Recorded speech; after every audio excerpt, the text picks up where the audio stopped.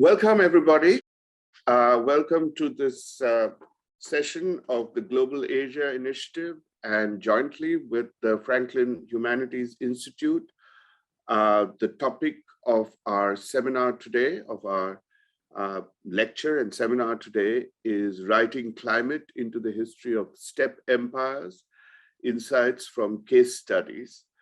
And this will be delivered by Professor Nicola Di Cosmo, who is the Henry Luce Foundation Professor of East Asian Studies at the Institute for Advanced Study in Princeton, in the School of Historical Studies at Princeton. Professor Di Cosmo is one of the most reputed scholars in the area of China and Eurasian studies, and he has asked me not to spend too long on the introduction, and not just merely because it will cut into his time, but he's also would feel a little embarrassed if we talked all about all his achievements. So, but let me just tell you some of his work. His books include Ancient China and Its Enemies, The Rise of Nomadic Power in East Asian History, another on Manchu-Mongol relations on the eve of the Qing conquest, and Diary of a Manchu Soldier in 17th century China. Now, he has also edited several books and written many articles and so on, which we should not spend time on now. But his most recent research, which we'll also talk about, which you will also hear about, focuses on the use of paleoclimatic data in historical research. And several of these studies have been published in scientific journals such as Scientific Reports, Climate Change, and PNAS. I'm not sure what that stands for, but paleoclimatic, something I'm sure. But so I will hand it over to Nicola in a moment. But let me also introduce Dr. Yuan Julian Chen, who is a postdoc at both the Global Asia Institute and the Franklin Humanities Institute. And she is a recent PhD from Yale History Department in 2020. And she works on the environmental history of the Northern Sung dynasty.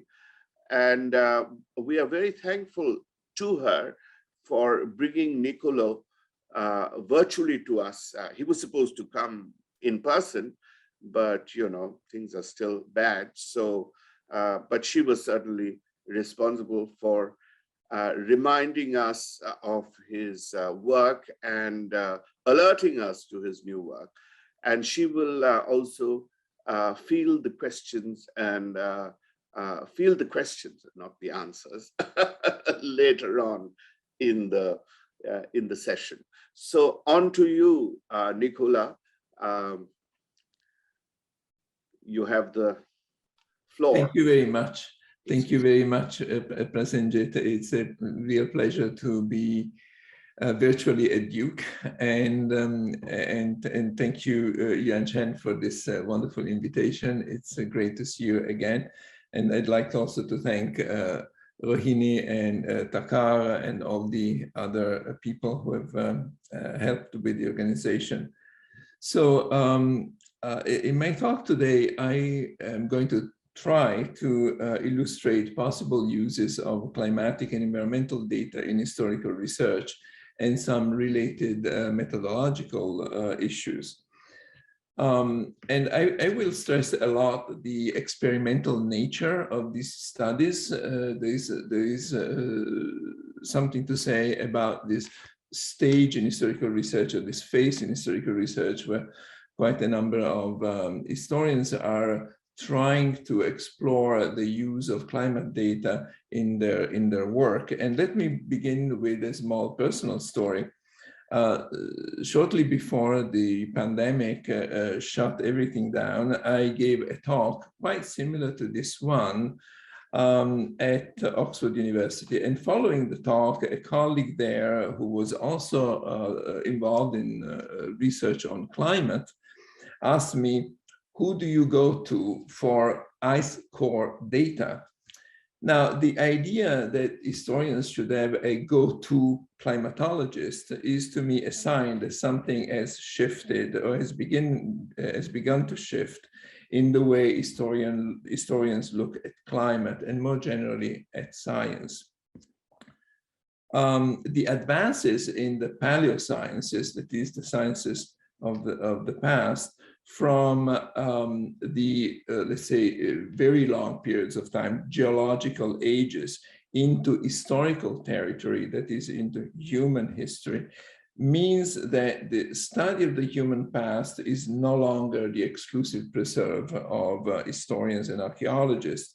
We are no longer dealing with the changes in the natural world measured in terms of millennia and centuries, but in decades, in years, seasons, and months. Science also provides more precise information about matters such as climate, plants, nutrition that have fundamentally impacted human behavior and human societies.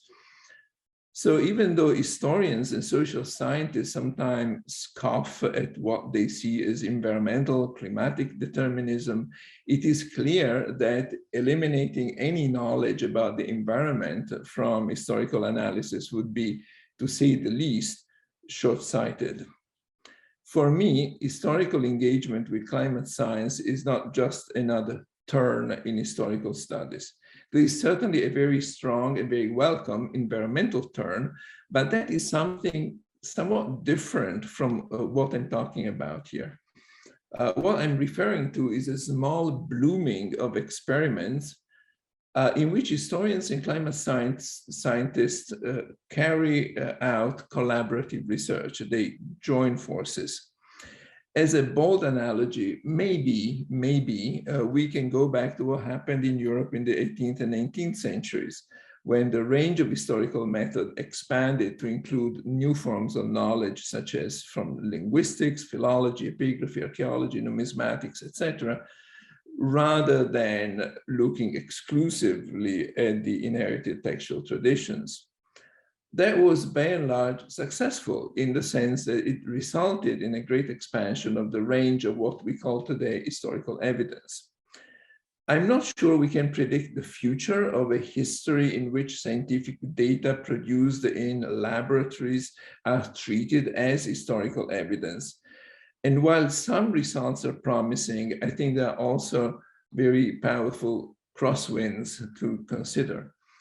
Of course, climate has a long history in historical research itself, and we can mention the usual books, for instance, Leroy-Ladurie work on the study of climate from the year 1000 in southern France, which remains a foundational milestone that established without question how the close interaction between nature and humans is influenced by climatic variability. Moreover, the way in which climate history over the past 2000 years has been divided up by climatologists recently into climatic periods as a close parallels with how historians think in terms also of historical periods. And for instance, in climate, we have the Roman warm period, the late antique Little Ice Age, or the cold Dark Ages, the medieval warm period or medieval climate anomaly, the Little Ice Age, and currently the global warming period. This makes it familiar to historians, this division into periods, but we should not kid ourselves that climate science and history are natural bedfellows. First of all, historians are not climatologists and should not pretend to understand science. Certainly I don't. Likewise, scientists are not historians, and their interpretations and analysis of historical change sometimes come across as being naive or simplistic. So the first reason for concern and perhaps mild pessimism is the realization of how deep a chasm there is between these two epistemologies, perhaps. Historians can read and learn about climate change and acquire data, but how to understand the data and deploy such data in their research is another matter altogether. For instance, it took me a long time to appreciate the degree of uncertainty that is embedded in any data point produced in a science laboratory. So why are historians turning to climate science? A few historians. One reason is fairly straightforward. Climate science might verify or clarify old hypotheses, often couched in terms of collapse of civilizations or fall of empires, whose causes might have been related to climate. And therefore, there is some hope that more ample and more precise climate data can provide sufficient evidence to support or deny such hypotheses. Yet, though collaborations between climate scientists and historians may produce interesting results, one feels, and certainly I feel that, that bringing together different forms of knowledge, different methods, and different understandings of what constitutes historical evidence and how it should be interpreted requires a theoretical leap that is still elusive. I am somewhat optimistic that from this experimental phase, some new paradigm may eventually emerge, but I cannot say which paradigm and I cannot say when. Still, this makes it for an exciting moment in historical research. I feel we have reached a new frontier. I feel we are mapping a new territory.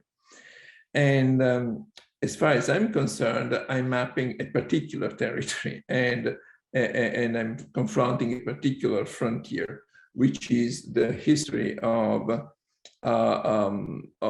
Eurasian steppe nomads. And I will now share my screen with you.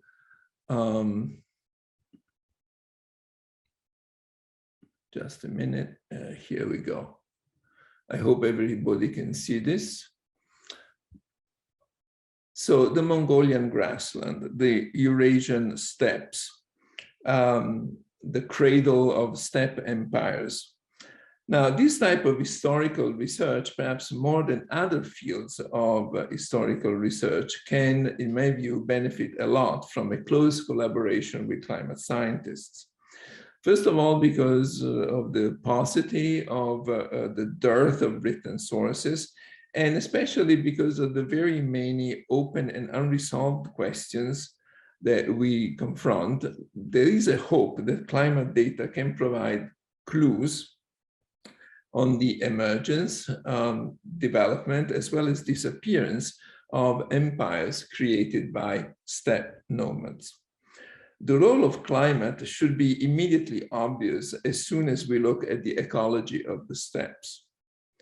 Nomads depend on animals, and animals depend essentially on the availability of water and nutrition from the grasses and plants of the steppes, which varies according to climatic conditions. How did these steppe nomads gather the resources necessary to field large cavalry armies, for instance? How did they move their hundreds of thousands of horses across large distances? Now, these questions are critical to understanding the role played by these people and by these empires in world history. What empires are we talking about? So just an example, the Scythians, maybe an empire, maybe not, but certainly their culture spread across the Eurasian grasslands in the first millennium, for most of the first millennium BCE, which they largely dominated, certainly until the 5th, 4th century BCE. The Xiongnu in Mongolia and northern China created one of the most powerful empires in the ancient world. and were the precursors to those nomadic polities that allegedly, we should say, that then invaded Central Asia, moved to Central Asia and invaded Europe during the barbarian invasions, of course, the Huns. The ancient Turks, another empire created, which arose in Mongolia in the 6th century of the current era, spread across Eurasia again and unified the whole continental Eurasia.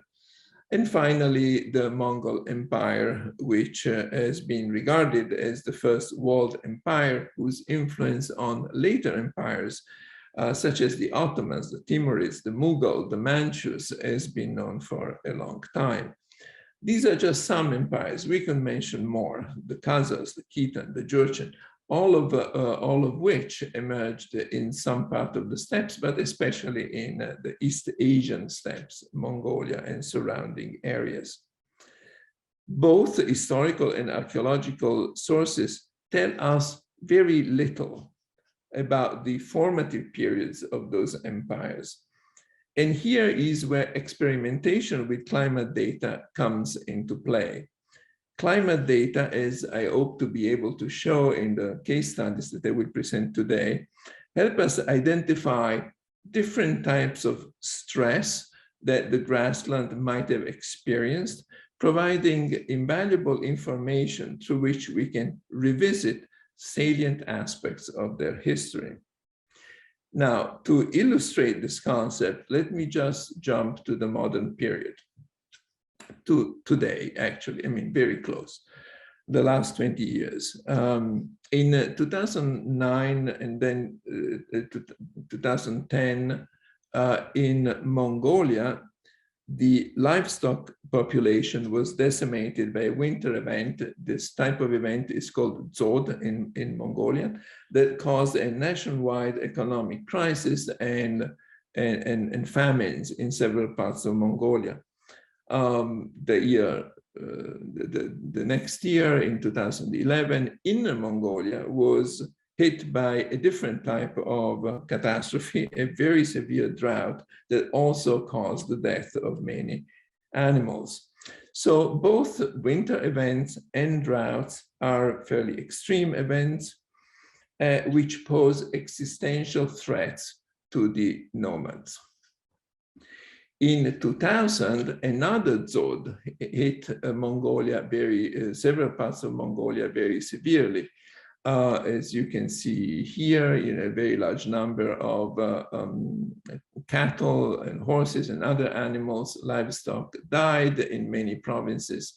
There was a famine, and the Mongolian government had to ask for assistance from international organizations because of the exceptional severity of this crisis. Now, these catastrophic events that cause the loss of vast numbers of livestock are not new phenomena. They've always existed in the grassland.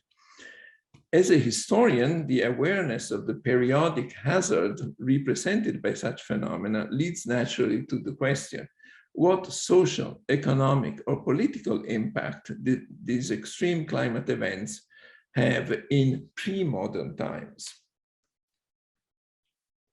And also we should ask, what about the good times? What about when the grassland was lush and verdant and animals thrived and multiplied on it?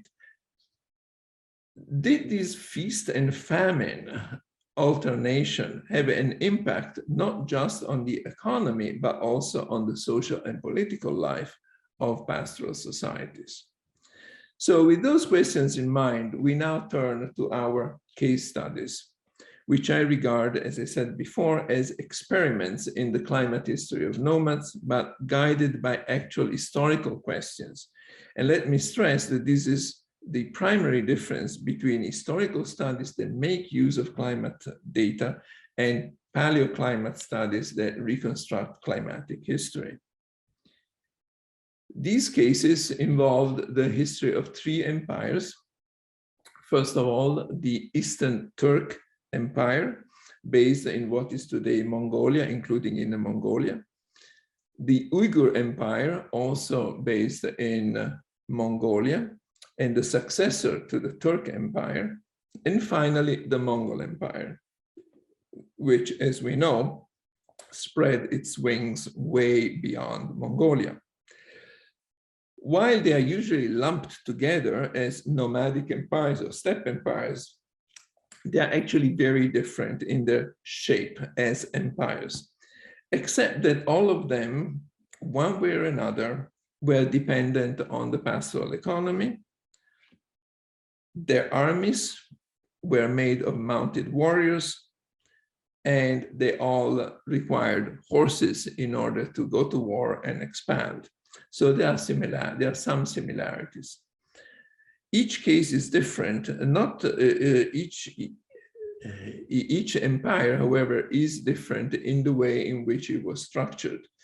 Its economy, its administration, its bureaucracy, its territory is not the same.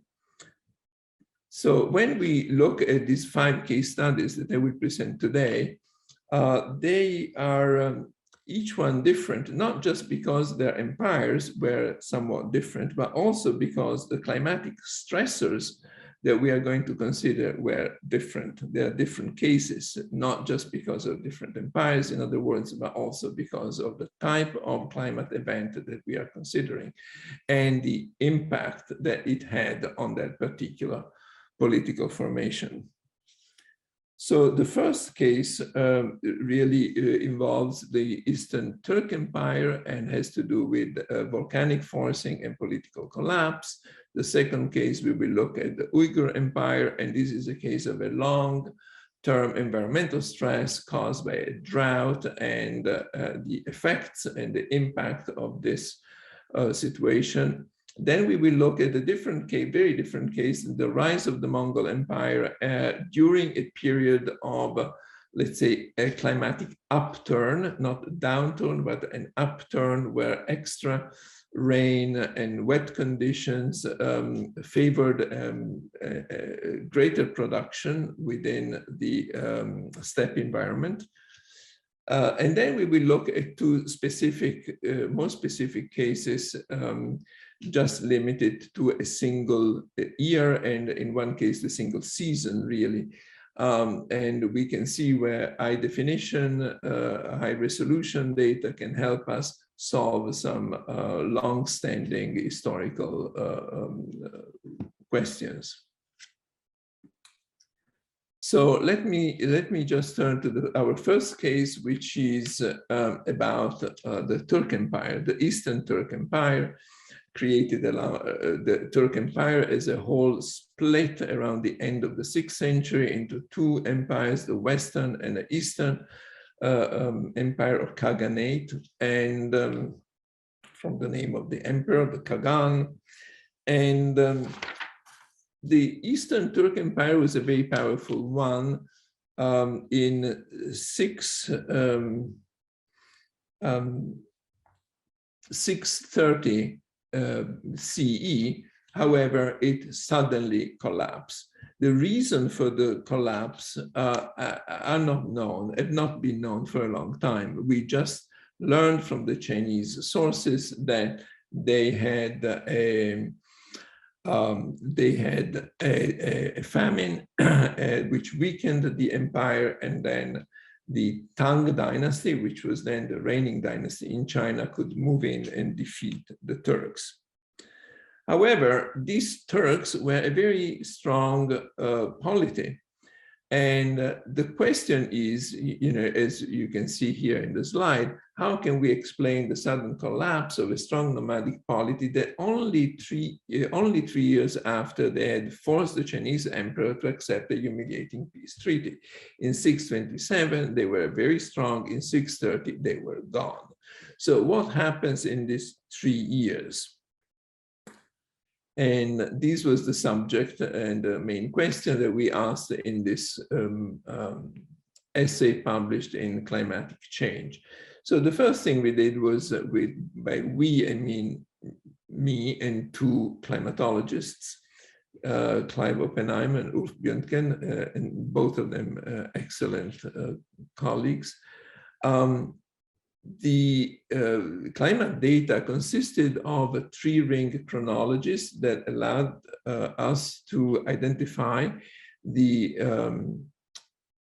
temperature and rainfall and precipitation in Mongolia at the time of the collapse of the Turkish Empire, and also ice cores from England, from Greenland, that indicated the time of a volcanic eruption. So let me explain these two graphs here. The volcanic eruption, we don't know which volcano, but there was certainly powerful volcanic eruption in 626. Now, as it is, this phenomenon of climate forcing by volcanoes is widely known, and it means that it induces generally a cooling of the temperature. Now, this cooling of temperature, which you can see in this graph, has been recorded in the three rings. Three rings are also proxies to identify climatic change in the past. And our main source of information in this respect was a very long three-ring chronology that is a whole history of the climate from the Altai region in between Eastern Kazakhstan and Mongolia. Now, the data that we got from these three rings,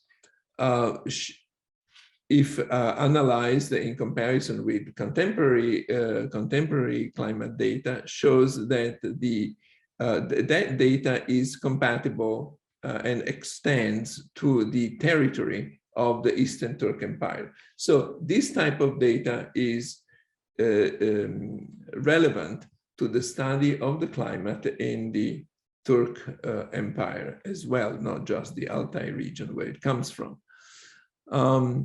In these other graphs, we can see again in these two boxes the time of the volcanic eruption and the subsequent drop in temperature here. Now, this particular event occurred also during a generally very cold period, already very cold. As you can see here, temperatures are very low. And this whole blue shaded area indicates a cold period on the hemispheric level. So, in conclusion, what we did was this, to identify the connection, a possible connection between a climate downturn and the sudden weakening and final demise of the Eastern Turkish Empire. We looked at climate data, which confirmed that there was, in fact, a cooling of temperature. Now, what that means is that severe climate condition then ignited an economic crisis of the type that we've seen before, the Drought that destroyed such a large proportion of livestock in Mongolia in the 2000s. It's a similar, probably similar phenomenon. Now, these economic crises revealed the very high dependency of the Eastern Turkish Empire on the pastoral economy. As soon as animals started to die, there was a famine.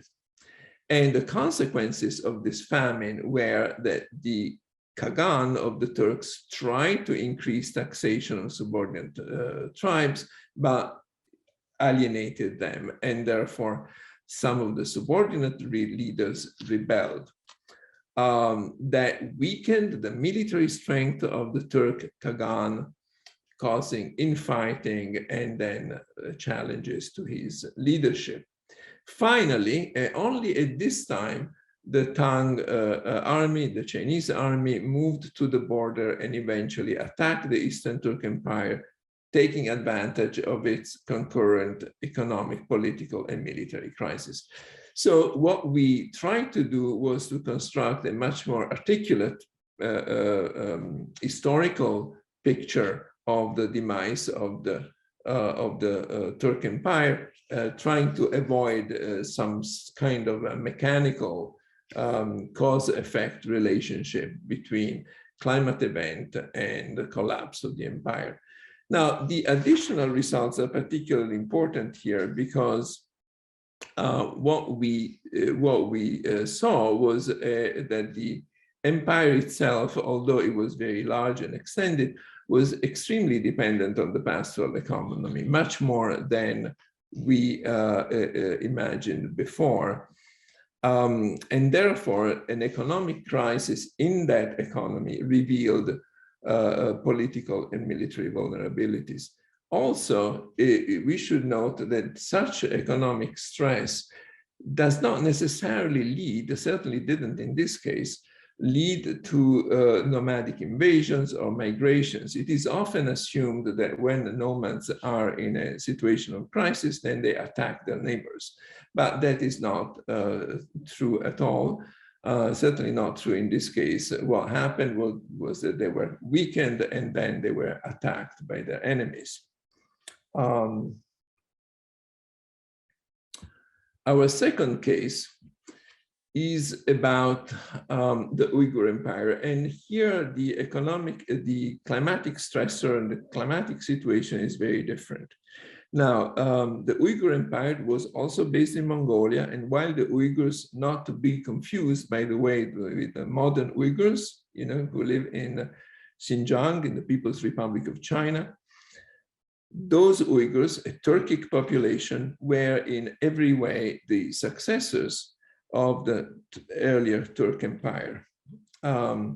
But the empire that these Uyghurs created was very different from the earlier nomadic empires of the Mongolian steppes.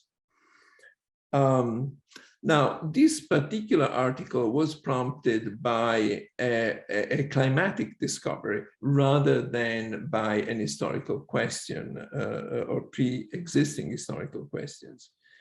And the climatic discovery was that the three-ring climate reconstruction of Mongolian climate revealed a long period of drought, the longest and most severe drought in the reconstructed climate history of Mongolia, which is already over 1,500 years. Now, the discovery of this drought prompted the question, could this long drought have been connected to the collapse of the Uyghur Empire, which occurred, in fact, towards the end of the drought period in 840 CE. From historical perspective, however, the more interesting thing is that the Uyghur Empire has a number of very distinctive features, such as urbanism, long-distance trade, economic diversification, peaceful relations with China. Now, are these distinctive features somehow the result or do have a relationship with forms of long-term adaptation of this empire to drought conditions? Now, let me show you some of this climate data. As you can see, here are two three-ring reconstructions. Both of them come from central Mongolia and are fairly consistent with each other. And they show this very long, as you can see in the shaded areas, long period of below average rainfall, therefore drought, in the long history of Mongolian climate. And here in this drought, also reconstructions, you can see that the period of the drought here, the brown indicates drought conditions, there's much more brown here than there is in the previous period. Between 743 and 782, there was more rainfall, it was a wetter period.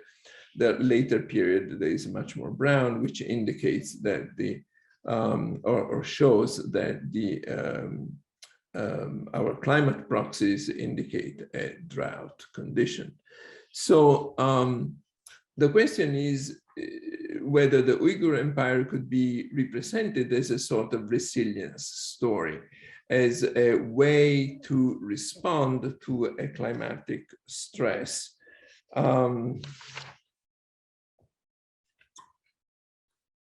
In our conclusions, we find, therefore, that tree-ring data points to environmental, tree-ring data points to environmental conditions and introduce new elements that allow us to revise the standard historical narrative of the rise and fall of the Uyghur Empire. Why? This is all hypothetical, by the way, but it's useful to think this through because it may help us explain why the Uyghur Empire is so different from the previous empires. So in our analysis, we hypothesized that severe and protracted drought, 60 years of drought, so it's a very long one, may be responsible for, first of all, a reduction of conflicts and wars over time. Now, why? Because of the lack of horses, which were the main military supply for these nomads, might have pushed them to reduce their military activities. Instead, they relied more on tribute and trade, on peaceful relation with China rather than on war. Long distance trade also increased under the Uyghur Empire because of this emphasis on international trade and trade with China. Also, we see a more diversified economy, which with more agriculture, again, internal trade, probably trade with oases and neighboring communities. And we also see, which is unique in a sense in the history of these empires, the growth of cities and fairly large cities in the middle of the steppe, which may be also connected with the trade and with the attempt perhaps to increase irrigation, through irrigation, the agricultural output. And finally, the drought may have been responsible for the long-term weakening of the political and military institutions of the Uyghurs that made them more vulnerable to the invasions of their enemies from the north, the Kyrgyz, and after this invasion, then they relocated to other parts of outside Mongolia, in particular in what is today Xinjiang and some parts of northwest China. So all of this may be related some way or another to the fact that the Uyghurs had to respond and adapt to stressful environmental conditions. Our third case is this is really the first case. This was the first study with climatologists that I participated in, and was initiated by a group of climatologists that had been working in Mongolia for a long time. Again, the initial inspiration of this study came from the climatic side, not from the historical side, and from a correlation that showed that the period of greatest military mobilization under Genghis Khan, Chinggis Khan, coincided with a long, wet, rainy period, that is pluvial. The question that was brought to me as the historian in the group was, could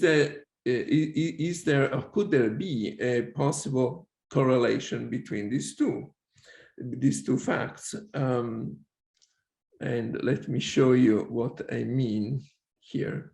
This is the Ochon Valley, where the tree ring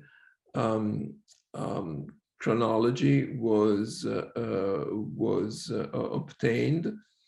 And this is also the center of the Mongol Empire, where the capital Karakorum was later established.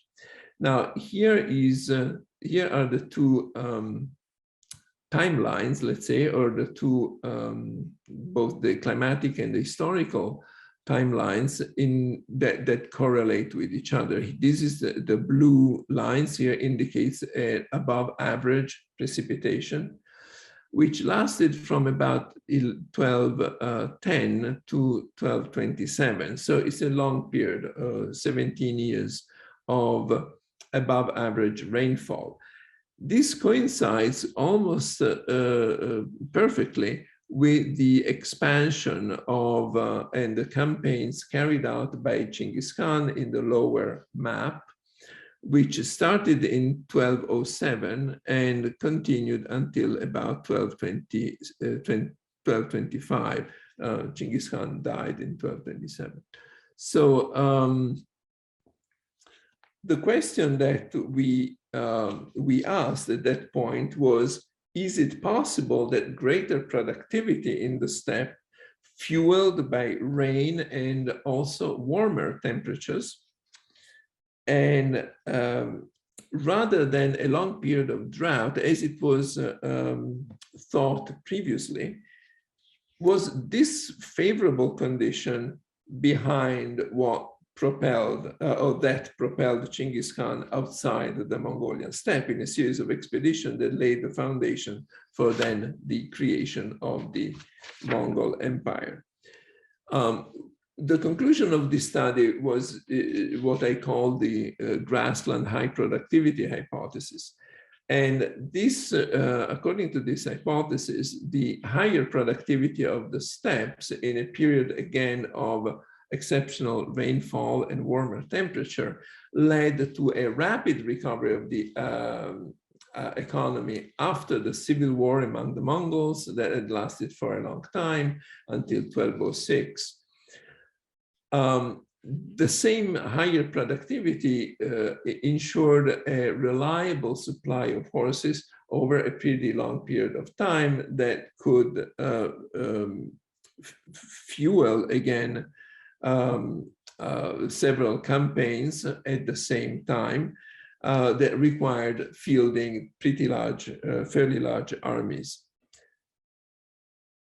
At the same time, this high carrying capacity of the land, supporting a centralized government and army, allowed the centralization of the government under Genghis Khan and supplied the resources necessary to maintain this government. It is also possible that there was an expansion of the agricultural production in Mongolia at the same time, as we know from some paleobotanic evidence found in the Ochon Valley and in Karakorum. So the new hypothesis that came out of this study is that actually all the campaigns conducted by Genghis Khan in North China, in Central Asia, etc., were possible thanks to an excess of grassland resources, mainly animals and horses, and were not due, as it was thought previously, to a push out of the steppes caused by a drought. So we reversed in some ways the common wisdom about the not the rise of Genghis Khan, but its initial conquests, for sure. Now, staying with the Mongol Empire, there are these last two cases, two studies, and they refer to very, very specific unresolved historical questions. These two studies are a little different because we are not talking about somewhat longer periods of time. In the case of the Mongols, it was about 20 years. In the case of the Uyghurs, about 60 years. More similar perhaps to the case of the Eastern Turks, there was a short climatic event that may have had long standing consequences. So the first of these two last cases has to do with the Mongol invasion of Eastern Hungary and Poland. in 1241. Now, as we know, the Mongols invaded Hungary in 1241 and then stayed there for about a year, and then suddenly they withdrew in 1242. So the historical question is, why did they withdraw? What prompted the Mongols to return to Russia after a highly successful and also highly terrifying invasion of Hungary? Many explanations were been provided over the past half a century, but no consensus has formed on any of them. So if we look at the actual invasion of Hungary and Poland, that came, of course, the Mongols came from the east, they crossed the Carpathians. And in this map, here you have a basic timeline, but in this map you see the main military engagements in red, which means that they were successful. The blue points indicated military engagements in which the Mongols were not successful. That is, they were not able to take either castles or forts or cities that they attacked. So you can see that there is a clear difference between the first part of the invasion. By the way, the blue points all belong to the 1242.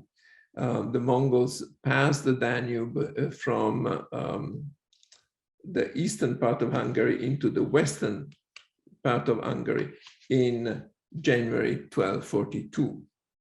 Now, let's have a look at the climatic condition. We focused on the climatic conditions of Hungary at this time, asking the question, could there be a climatic reason why that caused an unexpected reversal for the Mongols that compelled them to withdraw? As we look at climate reconstructions for this particular period, we can see a couple of things. Again, this is 41, this is 42. Again, the brown means dry condition, the green means wet conditions. And here is another map for temperature. In this case, pink or red means warmer conditions, and blue means colder conditions. So if we look at the transition between 1241 to 1242, we can see that we move from dry and warm conditions to wet and cold conditions. Now, the winter of 1241 to 1242 was certainly very cold. The Mongols were able to cross the Danube because it froze over. And this was the reason really why they were able to go into Western Hungary. And cross over. But after that, we must consider that if the conditions were particularly wet, then a lot of snow and rain would immediately accumulate and freeze on the ground. Then what happens when this water melts in the spring? Well, it creates marshy, swampy conditions. What we must deduce from this particular climatic analysis is that the environmental conditions of the Mongol campaigns in Western Hungary must have been extremely different from those in the Eastern Hungary the year before. That is, from moving from a dry and relatively warm condition to very wet and cold conditions. Our conclusion was, our hypothesis was that with the drop in temperature and with the melting of the water on the ground and marshy conditions, the Mongols could no longer operate comfortably. with their horse-heavy army, and that this may explain why they both had military reversals and lack of success, and therefore decided to withdraw. So this is a basic list of points and timeline. We have very early on a number of military successes, then the Danube freezes, the Mongols cross over, very cold, very wet winter, and so that caused swampy conditions and probably also reduced the food supply available to the horses. We know that the Hungarian hydrogeology is such that with its very high water table, it is very prone to flooding. It was flooded often until the 18th century when the Habsburgs created a network of drainage canals. And all of this correlates with the low success rate of the Mongols' military activities in the spring of 1242, which can be attributed to the lack of effectiveness of mounted warfare practiced by the Mongols in that region. The withdrawal route of the Mongols went across the southern Carpathians at a higher elevation, therefore probably to avoid those swamps and marshes. Sorry. So this is a new explanation. This was a new explanation we proposed to somehow make sense of an otherwise unexplained historical event. And this is similar to our last case, which has to do with yet another Mongol invasion and Mongol expedition, this time to the Middle East. A few years later, in 1254, actually, a Mongol army started from Mongolia and directed to the Middle East. The Mongols invaded Iran, moved to northern Iran, defeated the Abbasid Caliphate in 1258. And then they moved into northern Syria and greater Syria region, intending probably certainly to keep Syria and then invade Egypt. But they were defeated. They were defeated in the Battle of Ain Jalut, located in the northern Israel today, which was the first battle, field battle that they lost. In this case, we have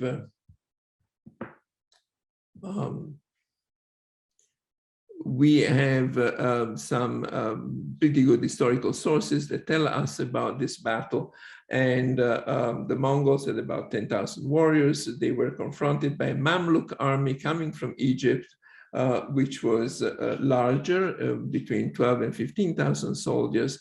And the fact that the Mongols were outnumbered by the Mamluks has been considered the main reason for the defeat. But why were they outnumbered?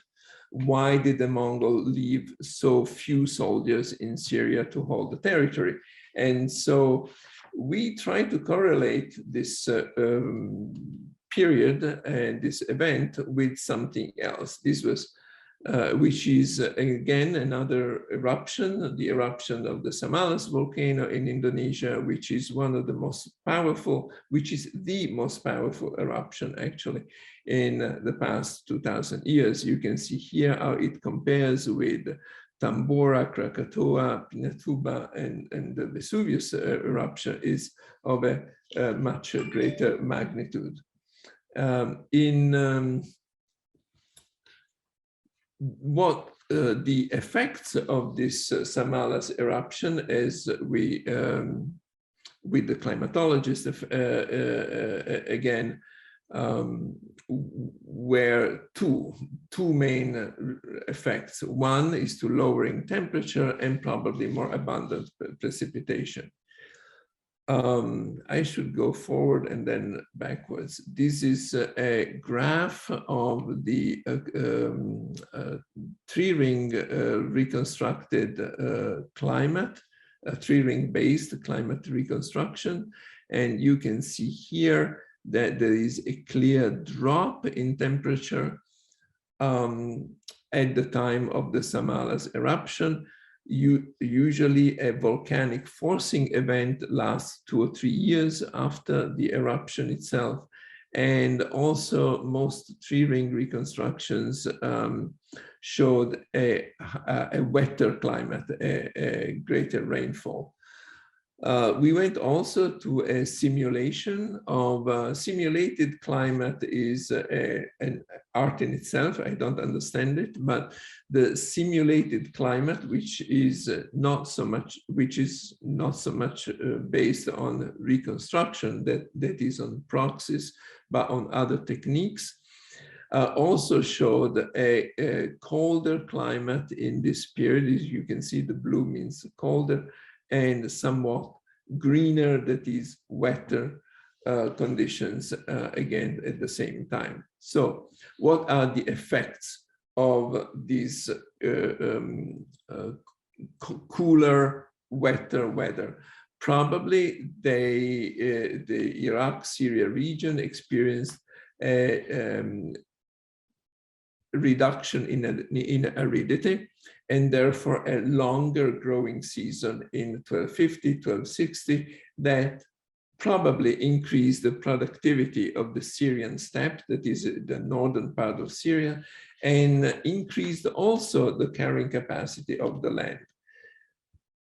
When the Mongols arrived in the region, they probably found that it was able to support a fairly large army. An army that could enter Syria and conquer Aleppo and Damascus and all of these cities in a fairly short time, as it did. This army is estimated at 120 to 150,000 horses. The soldiers themselves would be probably 50, 60,000. However, this large number of horses contributed to exhausting local resources, forcing the withdrawal from Syria of the greater part of the army. And in fact, the only written source, the only historical documents that we have from this period, which is a letter sent by the Mongol Khan Hulegu to the King of France, mentions the exhaustion of pasture as the reason why the Mongols had withdrawn. As they left also only a small contingent of soldiers, these were not sufficient to stop the Mongol army, resulting in the defeat of the Mongols at Anjalot. So again, we can see how putting together climate data and trying to analyze local condition and historical circumstances, we can come up with an explanation for a certain behavior that would otherwise remain unexplained. I'm running out of time, probably I've already run out of time, so let me conclude with just some final thoughts. The climate history of medieval Eurasia can certainly contribute to critical, I think, critical insights into the history and into our understanding of nomadic empires and our understanding of their history. Climatic shocks connected with the demise of the Eastern Turkish Empire, as we mentioned before, the discovery of drought condition in the Uyghur Empire, and all these climatic factors that we have mentioned in relations to the Mongols, are all examples of new ways to answer old questions, and are also examples of questions that come not from historical documents, but actually from a different source, in this case, climatic reconstructions. there is a major challenge to this type of study, and this challenge is how to sustain building collaboration across not just disciplines, but really different epistemic communities, it's a sort of hard interdisciplinarity that is, I find, is not easily sustainable. And why it is not easily sustainable, it's because really I guess our disciplines, the way they work, our institutional structures don't really favor this type of what I call hard interdisciplinarity, difficult interdisciplinarity. It requires a different type of investments in terms of building these new structures that actually favor such type of collaborations. Still, we can see that experiments continue to be carried out, collaborations are still flourishing, and as long as they last, it's a great thing. But we don't know actually what the future holds in this respect. I think there are quite powerful forces pulling in opposite directions so far. These experiments are continuing to be carried out because their results are very exciting and they are intellectually rewarding. And so there is hope that regardless of the many obstacles, they might continue and eventually lead to some major theoretical advances in the way we come to understand and research both climate and history. I'm sorry for the long lecture and thank you very much. Thank you very much, Nicola. Professor Di Cosmo, this has been a very, very exciting and illuminating talk.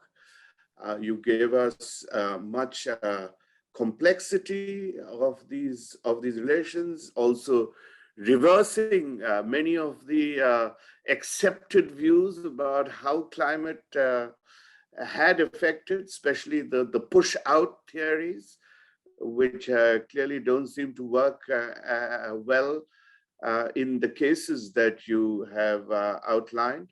So I think we are clearly this is the big, you're pioneering in this interdisciplinary, multidisciplinary collaboration and could have a very great impact on the historical field. I just want to, before I turn it over, and you can respond to this question whenever it suits you, but I had something struck me that was from your talk that I think could lead to further issues on here, which is, it seems that the effects of climate events really depend on the one hand, on the scope of this event, right? You know, all the way from Indonesian earthquakes to, I mean, volcanic explosions to the Middle East and so on. And on the one hand, they depend on the scope of these events.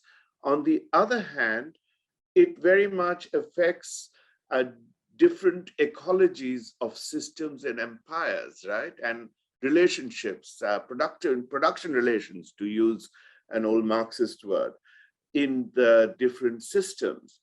So this gives us sort of further historical avenues to explore as to why certain events affect certain ecologies differently, ecology taken in the biggest sense of the whole system.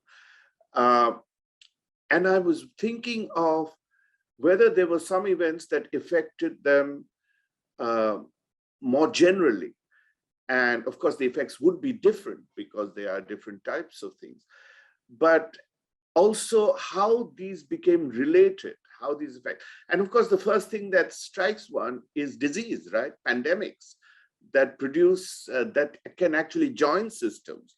And here I had a question about the plague, the Mongol period plague, because there seems to be very little Chinese evidence, and I may be completely wrong on this, but my sense is that of the plague, in China, as there is in Central Asia and Europe. Am I first right? And can you then speak to the broader issue that I'm talking about in terms of connectivity of climate events through other means, not only epidemics, but that is clearly one very important one. So I will now leave that here. And as I said, you can respond, but Yuan Chen should also turn on her, should demute herself. This new word, demute, and I will mute, okay? But thank you again. I think we should first give a major applause for those who want to, who can indicate how that is, okay? So. Thank you very much, Prasenjit. And just to answer your question right away, I mean, obviously these studies are just starting now, and they are very not now, but they're not very old. Let's say only a few years. There are other pioneers. I mean, I'm not a pioneer in any sense. There are other people who have done a lot of work before me. But in terms of looking at nomadic empires, perhaps, yes, perhaps our work is among the first that is specifically looking at the dynamics within pastoral societies in the past. And yes, you are absolutely right. The magnitude of events is very important. But yet again, there is a certain degree, perhaps a high degree of uncertainty in all of this. And the way in which a volcanic eruption may affect Japan or England or Central Asia or Syria it can be very different. There are other studies that have connected the Somalis eruption to changes in economic and social conditions in England and Japan, for instance. But again, we are dealing with a factor of uncertainty that's fairly considerable. And especially because these are very different societies, they all react, different economies, they all react. So the number of variables is enormous sometimes. And simple comparisons cannot, may or may not work. But what we need to keep in mind is that climate can induce certain questions that otherwise we would not ask. And so as we think of the England or Japan or the Middle East and what was going on at that time, we might keep in mind that there are natural factors that intervene, which may have happened, as I said, in Indonesia, you know, or somewhere very far away, or in Greenland or in Iceland. And yet they have they carry an impact on these different societies, and so it's a very important part of global history. I mean, it's a part of world history as well. As far as disease is concerned, it's a very important question because climate and disease may be also related to each other. There are certain animals that are like rats, for instance, that they are carriers of vectors of disease through their fleas and so on. They may multiply or not under certain climatic conditions, of course. So there is a correlation or interrelation between disease and climate and human societies, but it's again, it is difficult to put together all the information that you need in order to establish clear patterns of relationship. Yes, in China, there are fewer indications that there was a plague. Now, there are lots of people studying the plague, the 14th century plague, I mean. And I think the general consensus is that there are many foci of the plague. There is not just one one center that then spreads, and so from where the plague spreads, but different, and also many different episodes, that many more episodes that we had considered before. So there is a lot of research going there, and in combination between historians and geneticists, of course, or paleogeneticists, which is another science that we need to consider as historians.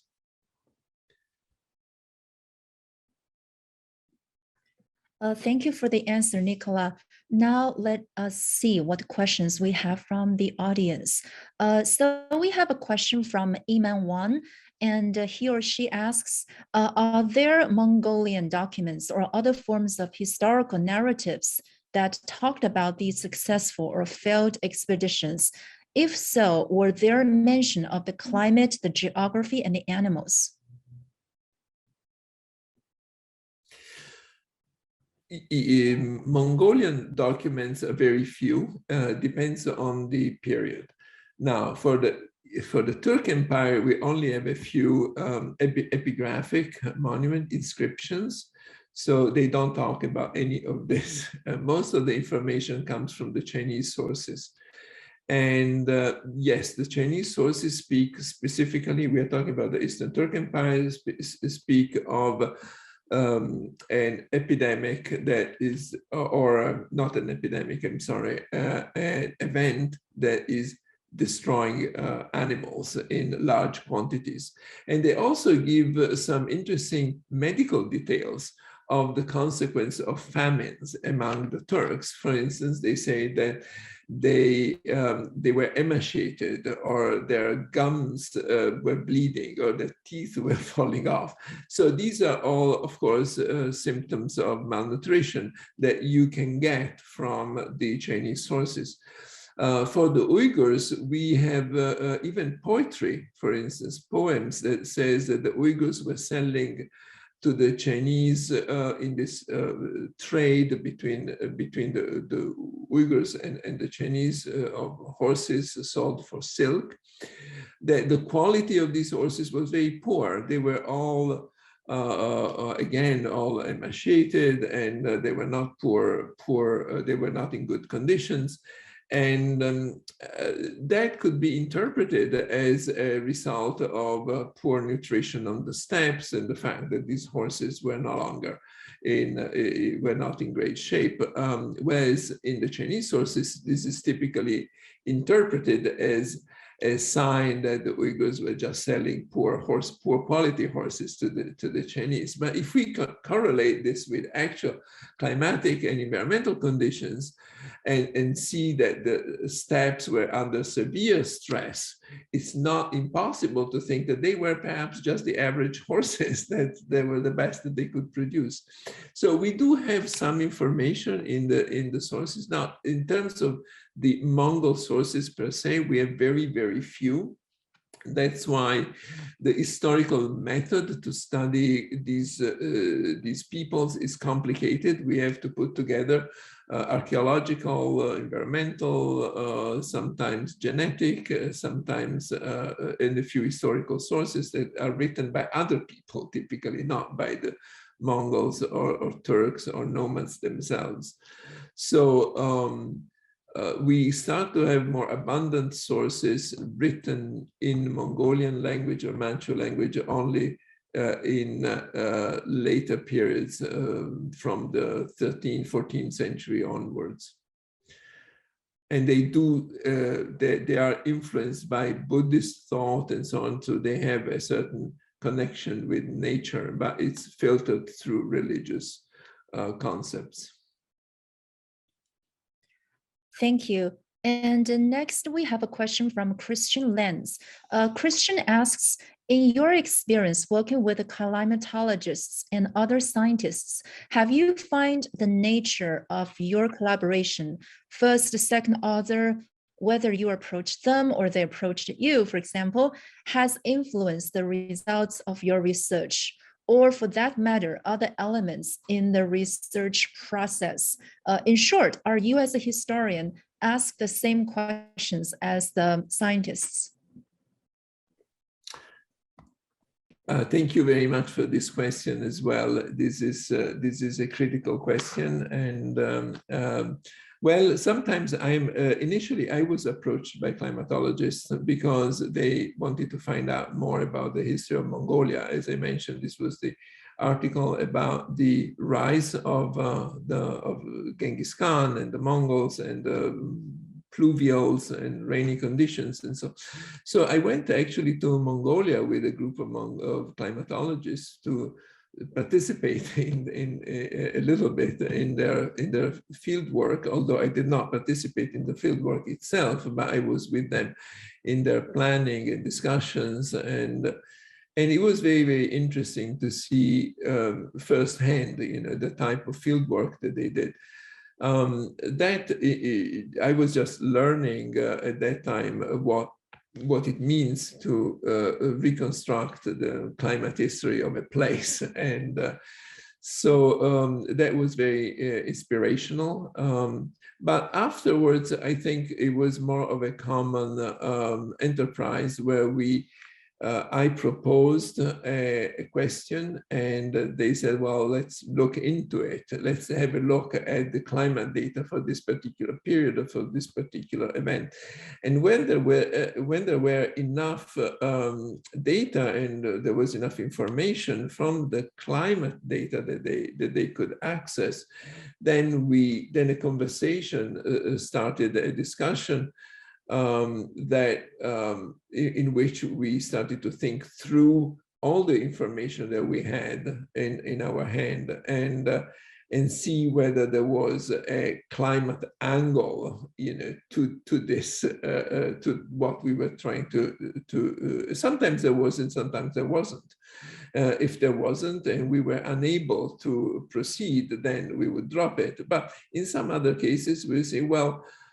Like in the case of the Mongol invasion of Hungary, well, there is enough of a difference between one year and the next year, then perhaps the environment actually turned into a way that affected the Mongol invasion. And that one thing led to another. Then we accumulated more data on the hydrogeology of Hungary, on the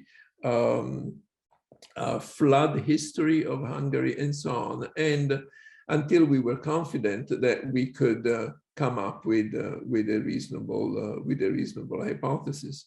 So the collaboration is always a two-way street. I mean, there isn't, but somebody has to initiate it, yes.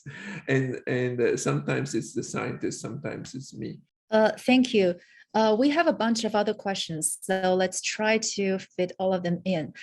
James Westcott asks, thank you for these case studies. I was struck by climate evidence distant from the region and historical sources, for example, Greenland and Indonesia. My question is, can you say a bit about emergent institutional structures focusing on effective communication across epistemic communities, such as Princeton, CCHRI, and the Climate History Network? Practical. Well, I was one of the first people to join the CCHRI, so the Climate Change Research History Initiative, and Climate Change and History Research Initiative, which was founded by a Byzantinist and medievalist, John Haldon, who recently retired from Princeton University.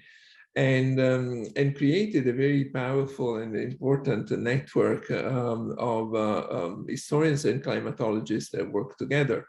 So that was definitely very interesting. I participated in a number of workshops organized, and this is one of the successful experiments, I think, in this type of research that produced a number of studies.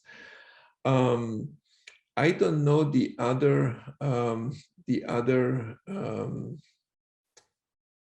I cannot read the question, so I don't know the others. But anyway, there are a number of places. For instance, another one is the Max Planck Institute in Jena in Germany, where there are also historians and climatologists and other scientists working together. Now, the question is that all of these structures are very different from each other. Some of them have enjoy a very large institutional support, and some of them don't. You know, like the CCHRI was based on funding from sometimes from funding agencies outside the university itself that would support one initiative and then another initiative and then another initiative.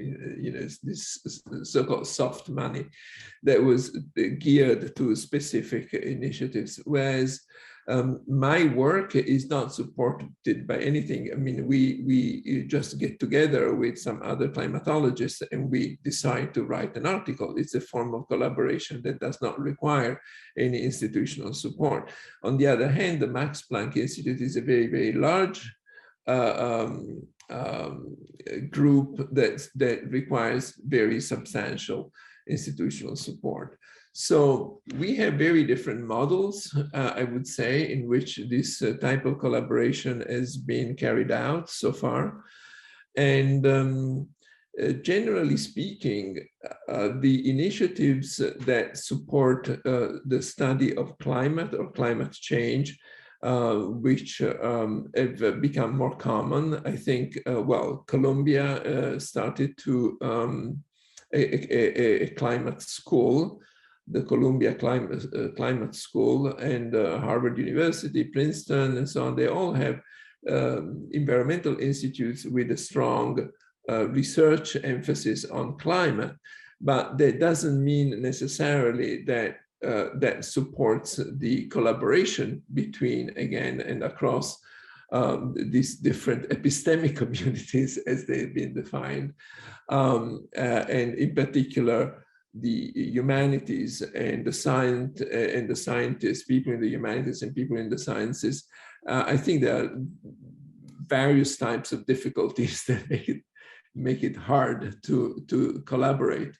It's much easier, perhaps, for the contemporary period to collaborate. You know, you can have anthropologists and climate scientists, economists and climate scientists that collaborate on a particular specific problem. But when we come to history and paleoclimate, I would say that collaborations are a little bit more difficult to sustain and to create. But again, there are many different models, and we do not have just one way in which institutions might support it. There may be more than one way. I can't say much more than this because my own model is very sort of low maintenance, if you like. We just have a group of people that get together and try to do their best. So without requiring much institutional support at all. Thank you. So we have a question from Tianlin Wan. Did these empires develop certain strategies to adapt to climate events in preparation for future ones? To what extent did that factor decide the outcomes of those military activities?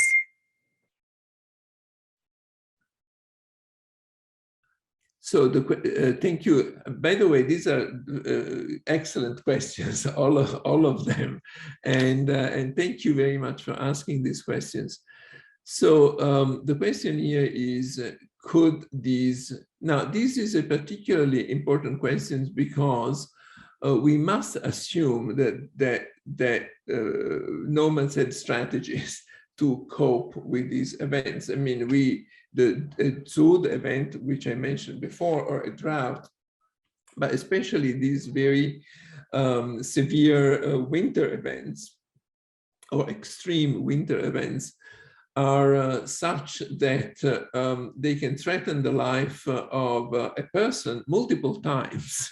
And, I mean, these are life-threatening events.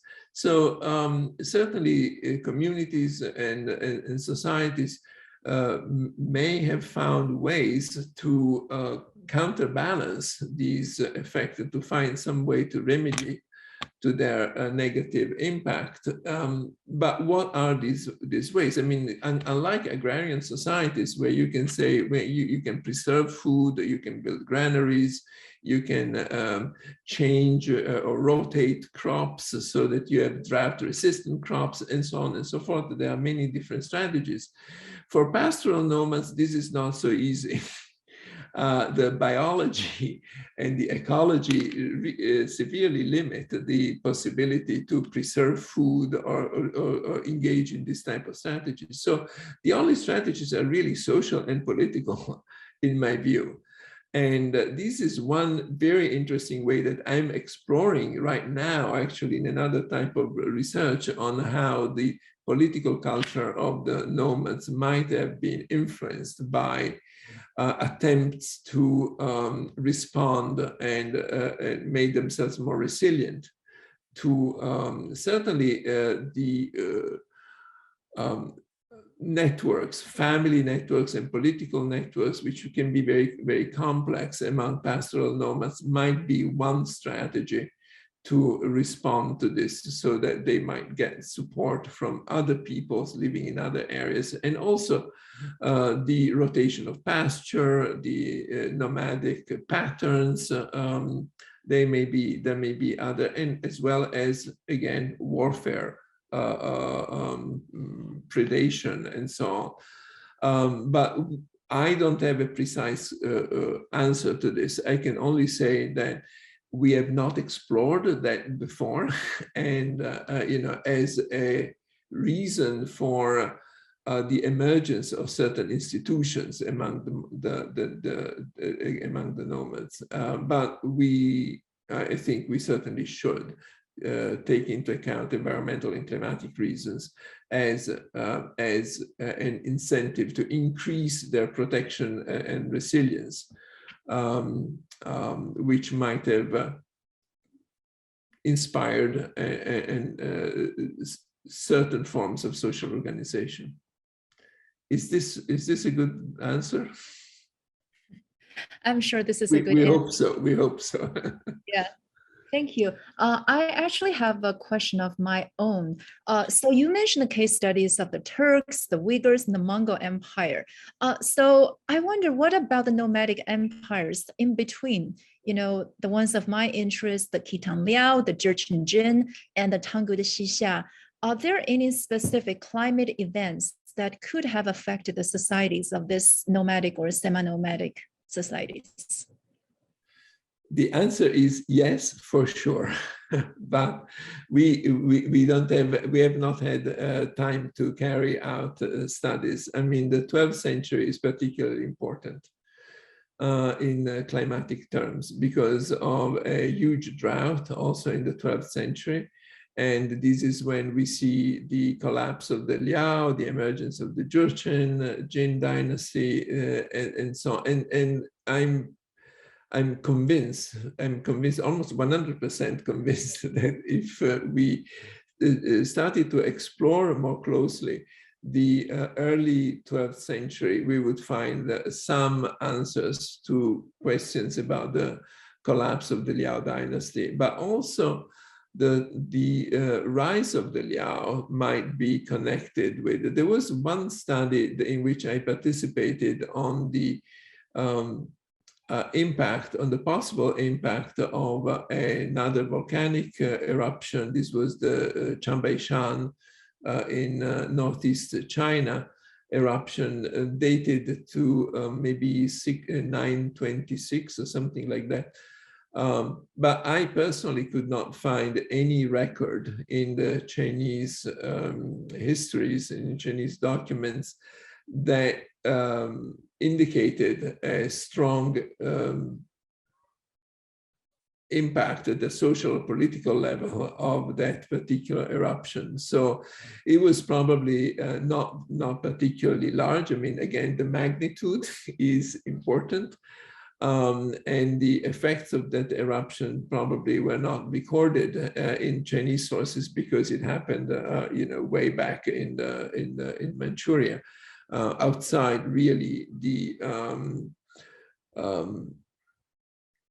outside the administrative networks of China. So this is another thing, that you need a certain, in order to get good historical sources, you need good administrative records. Now in China, of course, we have a lot of very long history of bureaucratic history taking or history writing, but certain areas that fall outside the purview of the Chinese state, then they don't get recorded, just as simple as that, or have much less. So our historical records have limitations in that sense. But certainly the Xixia and especially the Liao dynasty, we can study their climatic history in detail. I'm sure we will find some important historical elements. Also, the diversification that we have during the Liao dynasty with the conquest of Bohai, the conquest of North China, the conquest, that would be very interesting because it's yet again another different typology, right, of nomadic state. It introduces new elements that perhaps increase the resilience of the nomadic state to these climatic downturns. So yes, stay tuned. Maybe we'll go into this, and I think your own research is important in that respect. Thank you so much. Do we have time for more questions, or we should save them for later? We do. Okay. So we have a question from Tianling Wan again, but it's on behalf of Yuan Wan. The original assumptions about the nomadic military advance and retreat in relation to climate are based on what sources, considering they are not attainable now? I'm sorry, could you repeat the last part of the question? Oh, I think what he means is that because you refuted the previous assumption that, those invasions were due to droughts or other adverse events. So he was asking, where did this assumption come from? Oh, yes. These assumptions go back a long time, go back to Toynbee, go back to the 1920s and 30s. But more recently, they go back to an article published in 1974, which was the first article that was actually based on climate records, but they were not very good climate records. They were climate records at the hemispheric level, which showed, in fact, that northern China and the northern hemisphere in general suffered from an extended drought in the early 13th century. But this was not based on the local data. So what the climatologists are doing now, and this is a very important advance in the field, is to collect data from different regions and discovering, therefore, a diversity of situations and conditions in different parts of the world. So if we take a large phenomenon like the medieval warm period, it's not warm everywhere and it's not warm in the same way. So the effects of this warming in the Middle Ages really varies from place to place, and that kind of variability, that kind of diversity of conditions really requires a much better local knowledge. And so local knowledge such as that acquired by the climatologists in central Mongolia. We have those reconstructions based on 3 rings that are from the center of the Mongol Empire, exactly.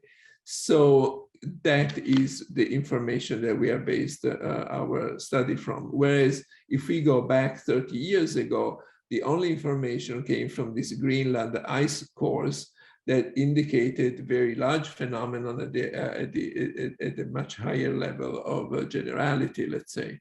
So, so this is the difference. Once you move from this larger or broader level to the more local level, you find differences. It's a question of scale that we are now able to access this local level because the climate scientists are doing such a great job. I hope that answers the question. We have a question from an anonymous attendee. How would you situate these developments in terms of the use of climate data in history compared to earlier modes of interrogating the longue durée effects of climate and weather? And the second part of this question, I think it overlaps with the previous one. Yeah, so I will just mention this part. So could you just repeat? It didn't get completely. Yeah, I'll just try to rephrase. I think he or she is trying to ask what is the difference with the current work versus, for example, Burdell. Oh, okay.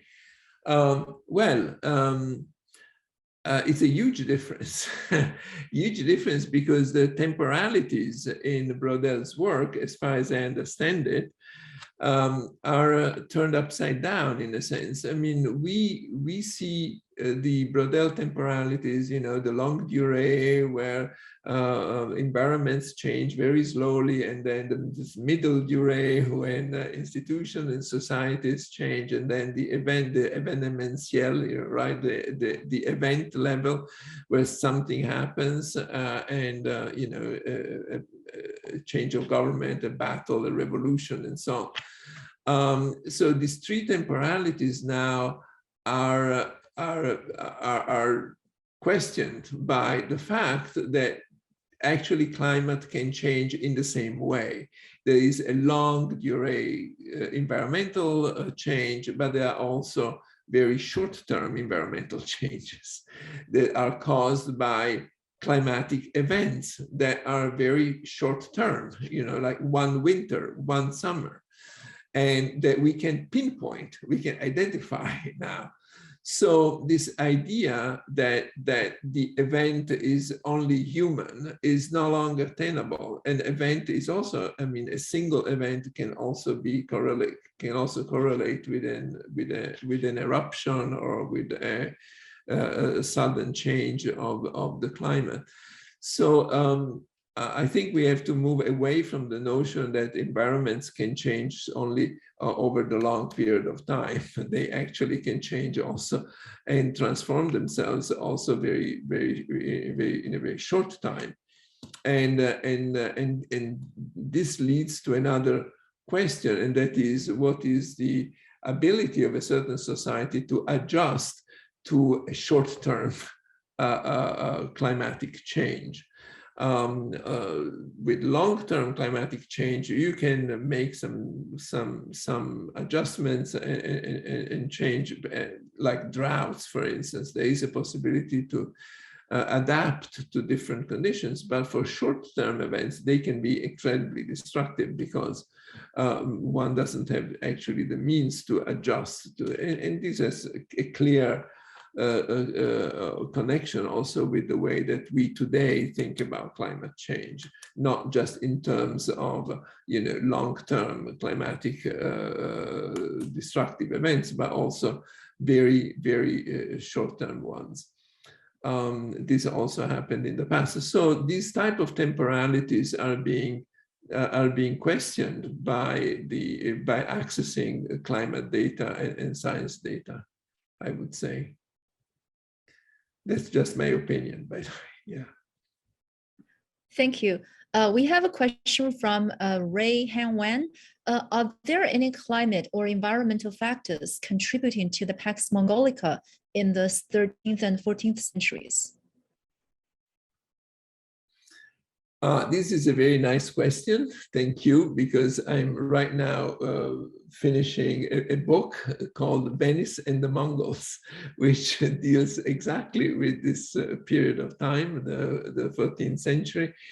And, you know, I really hope to find some climate connection with the end of the Pax Mongolica, but I couldn't. So far, I cannot say that the collapse of the four Mongol empires, I mean, there is one Mongol empire, but really there are four of them. And they enter in different crises, more or less at the same time. That is the Golden Horde, the Ilkhanate in Iran, the Chagatai Khanate in Central Asia, and the Yuan dynasty in China. They all enter in a certain crisis, but it's very difficult to find actually a climate cause for this. And I myself resist to try to find a climate cause for everything. You know, there is a temptation when there is such a large, but you know, if I could find one, I would pursue it. But right now, I cannot say that there is a climate crisis. I mean, certainly the most devastating event it was the plague in the 1348 plague for Europe and parts of the Middle East, not quite as severe, and also the Mongol Empire, but I mean the Golden Horde. But I cannot correlate it with, I cannot find any climate evidence. Maybe we will find some, but so far I can't tell you much about this. It's a good idea. You know, I've looked into it, but I can't give you a positive answer, unfortunately. Thank you. So we have not a question, but you know, there is a Mark Driscoll. Please tell Professor Di Cosmo that Mark Driscoll at UNC Chapel Hill delighted at his superb presentation. Unfortunately, I have to leave at 5. So just know. Prasenjit did the question, I think. Yeah, well, if you don't mind, Yuan, let me ask the last second question, because I want to attach my last question to it, which is from Christian Lenz, who had earlier asked you a question, and he's asking again as a postscript. In short, are you, as a historian, asking the same questions as the paleoclimatologists? And what I want to add to that, is there a way to enrich our more traditional historical understanding at a personal level or a group level, individual level, not a personal, at an individual or group level, explorations of humans, that all this new approaches and data and so on can also speak to? So I'll leave it with that.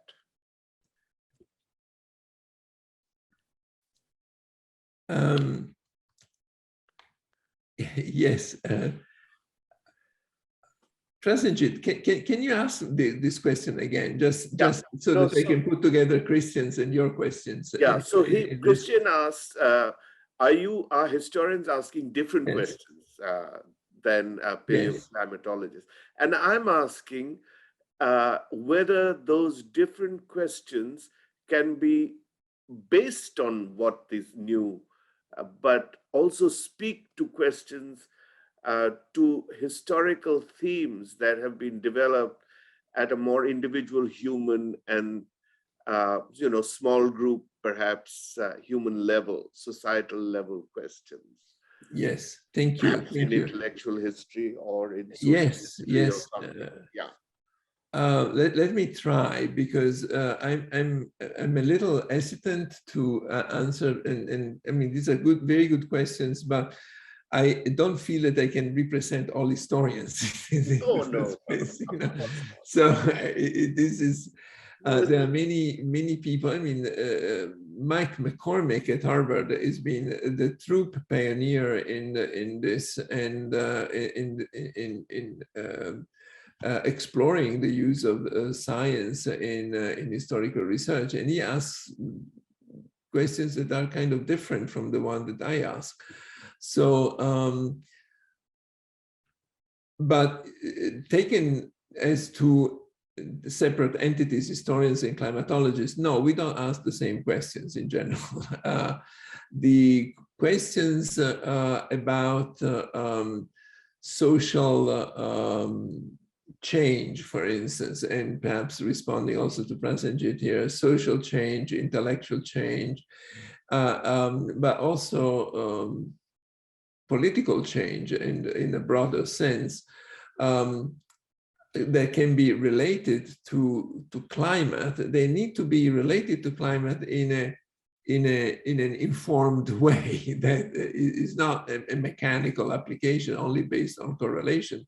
There is in China, in Hong Kong in particular, a school of climatologists that think that they can answer every historical question by statistical analysis of you know, how many droughts you get in a particular period, and so there are these correlations between.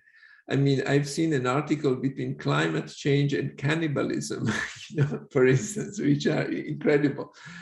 More commonly between climate change and dynastic collapse, for instance, and or between climate change specifically in terms of nomads, between climate change and invasions of nomads. You know, is it drought or is it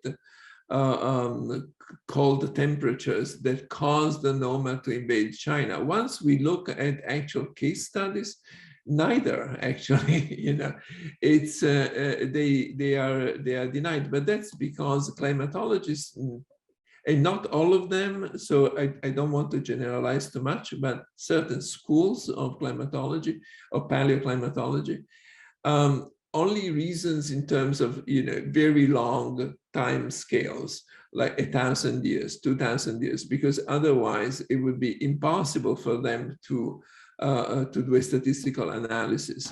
Whereas I think for historians, the most successful cases are these micro histories, if you like, where you combine in a rich way, let's say, as much data as you can put together from many different sources. And then once you have all these climatic data sets and your historical information, then you can use the climate as a background to your story, in a sense, fully integrated also with your narrative. But it's not the result of a statistical analysis that tells you that, you know, because 64.9% of the times drought causes something, then this is also caused by drought. So it's a very different way of reasoning around what is an historical event and understanding what is an historical event. So I would say not only the questions are different, but the methods are very, very different, and the way in which we explain, which is certainly not monocausal, you know, that's the capital sin of determinism, to reduce everything to a single cause. So historians usually don't do that, hopefully don't do that. Yes, social and economic and political reasons are always, political questions always crop up and make, but I would say that climate is part of, you know, is part of climate, environment, and so on, is part of life, and was even more so perhaps in the past. So it's very difficult to understand anything happening outside of an ecology, of an environment, which changes constantly with climate. So I would say it's important to always, not always, but when we are exploring these large events, to keep in mind that there might be a climate component to what is happening that is causing something, maybe causing a famine, maybe causing an epidemic, maybe causing some that we might want to include in our analysis. President, you are muted, yes. Yes, demute. That was an excellent and very thoughtful set of final comments. And I want to thank you really deeply, and also thank Yuan for bringing all this together, and of course the organizers, Rohini in particular, for making such a successful event. And we will have a recording of this, so you can see it at greater leisure, especially for those students. Several of the students did ask questions, and I'm very happy with that, but many of them could not come. So they will probably email you. I will give them their email if you don't mind. Let me know if you do mind. Okay. You're most welcome. No, I don't mind at all. You're Okay, most welcome to yeah, give me. I mean, it's fun to continue. Absolutely, absolutely. But I don't know that we have any means of applauding you, but I will try and see. But the two of us can try and see, and hopefully there can be some hand raisings or something. But thank you very much. Well, Okay. thank you very much for your invitation, and thanks also to everybody who attended and asked questions. Wonderful. We'll be in touch. Bye. Bye-bye. Thank you. Thank Bye. you, everybody, for your questions and your attendance. Yeah.